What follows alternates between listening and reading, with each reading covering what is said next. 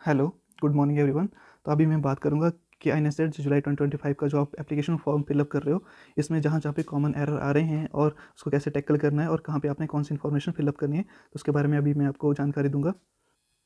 तो यहाँ पे आपने गूगल पे सर्च करना है आईएनएसएड रजिस्ट्रेशन।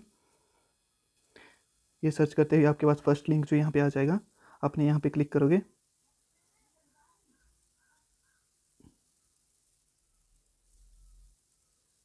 तो इस पर क्लिक करोगे आप।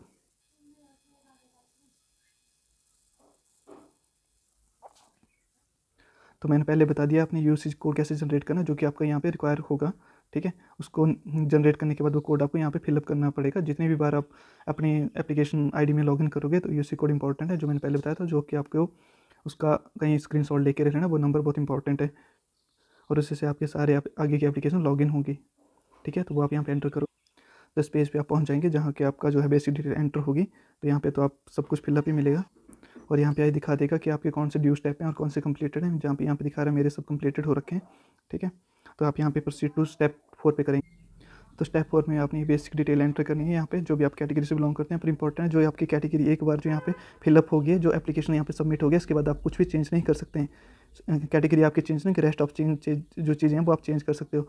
ठीक है, जैसे अप्लाइड अंडर है, जर्नल कैटेगरी है, जो भी कुछ भी है वो चेंज हो जाएगा, पर कैटेगरी चेंज नहीं होगी आपकी यहाँ पे। और यहाँ पे मोस्ट कॉमन एरर जो आप स्टूडेंट को डाउट आ रहा है कि एडमिशन डेट के बाद यहाँ पे पासिंग डेट में आपने क्या एंटर करना है। पासिंग डेट यहाँ पे आप जो भी फाइनल ईयर की मार्कशीट है जिसमें डेट ऑफ इशू जो भी है वो आपने यहाँ पे मेंशन करनी है। इंपॉर्टेंट फाइनल ईयर की, क्योंकि जो भी इंटर्नशिप डिटेल है वो आगे मांगेंगे।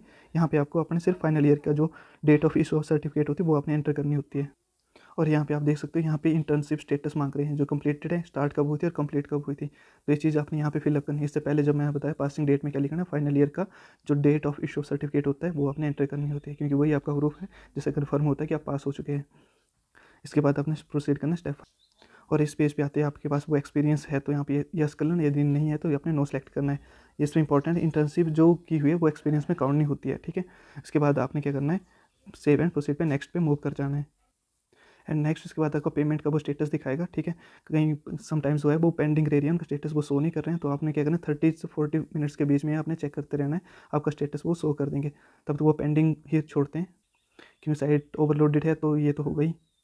और मैक्सिमम लिमिट इन 24 आवर में आपका अगर स्टेटस शो नहीं करता है तो मतलब आपका पेमेंट री करनी पड़ेगी। ठीक है, वो आपको शो कर देंगे। अगर पैसे डिडक्ट हो गए तो वो स्टेटस सक्सेस आपको दिखाई देगा। और जैसे आप स्टेप फिलअप कर रहे हो तो साइट बार बार जो है उसमें ग्लिच आ रहे हैं, जिस वजह से क्या हो रहा है, ये फिर से आप फ्रंट पेज में चले जाते हो, इसमें डाटा आपका सेव नहीं हो रहा है। इसलिए सेव एंड प्रोसीड पे करते रहना ताकि आपका डाटा वो सेव होता रहेगा। यहाँ तक अगर मान लो आपने पेमेंट कर दी, उसके बाद भी अगर वो आगे प्रोसीड नहीं कर रहा है तो आपको यहाँ पे अभी स्टेटस नहीं दिखाएगा। जैसे पेमेंट कंप्लीट हो जाएगा तो 6 तक आपके स्टेप्स है, ऑटोमेटिकली वो कंप्लीटेड दिखाएगा। ठीक है, उसके बाद आपने मूव फर्दर करना है, अपना एग्जामिनेशन सेंटर है वो सिलेक्ट। और पेमेंट स्टेटस कंप्लीट होती है, अपने एग्जामिनेशन सिटी सेंटर आपने सेलेक्ट कर लेना है, जो भी करने होंगे। इसमें फर्स्ट कम फर्स्ट बेसिस पे, जैसे आप जल्दी फॉर्म फिलअप करके पेमेंट आपकी कंप्लीट हो जाएगी, उसके बाद अपना जो सिटी है वो आपने सेलेक्ट करनी है। यहाँ पे 3 सिटीज़ होती हैं, वो अपने चॉइस के अकॉर्डिंग आप फिलअप कर सकते हो और वो डिपेंड करता है अवेलेबिलिटी के साथ। अगर वो नहीं है, अवेलेबल नहीं होंगे तो फिर आपको नेक्स्ट के साथ ही मूव करना पड़ेगा। ठीक है, तो आप प्रोसीड नेक्स्ट पे करोगे।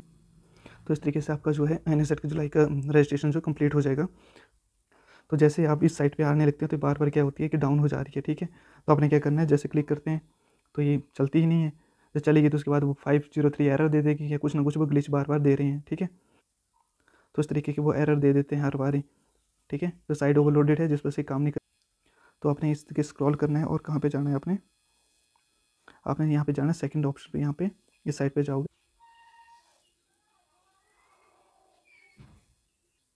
तो आप इस होम पेज पे आ जाओगे। यहाँ पे आपने सेलेक्ट करना है एकेडमिक कोर्स। ठीक है, एकेडमिक कोर्स सेलेक्ट करते आप यहाँ पे पहुँच जाओगे और यहाँ पे आपने सेलेक्ट करना है एमबीबीएस के आगे पोस्ट ग्रेजुएट डिग्री में या आईएनएसएड एमडीएमएस वाला। ठीक है, जो डेंटल वाले हैं वो इसको सेलेक्ट करेंगे एमडीएस को। ठीक है, ये डेंटल वालों के लिए और ये एमबीबीएस वालों के लिए है। और इस पर ही क्लिक करते आप प्रोसीड कर जाओगे नेक्स्ट पे और यहाँ पे करोगे प्रोसीड। एंड फाइनली आप उसी पेज पे पहुँच जाओगे। ठीक है, और यहाँ पे अपना registration ID, UC code and password enter करना है और लॉगिन करके आप करते रहो, क्योंकि साइट कभी भी क्रैश हो जाती है। 5 मिनट की ड्यूरेशन तक ये चलती है, उसके बाद फिर क्रैश हो जाती है। तो आप ट्राई करते रहना अगेन अगेन, ये आप सक्सेसफुली सबमिट कर ही लोगे अपना form. So I hope it is useful for everyone. So thank you guys.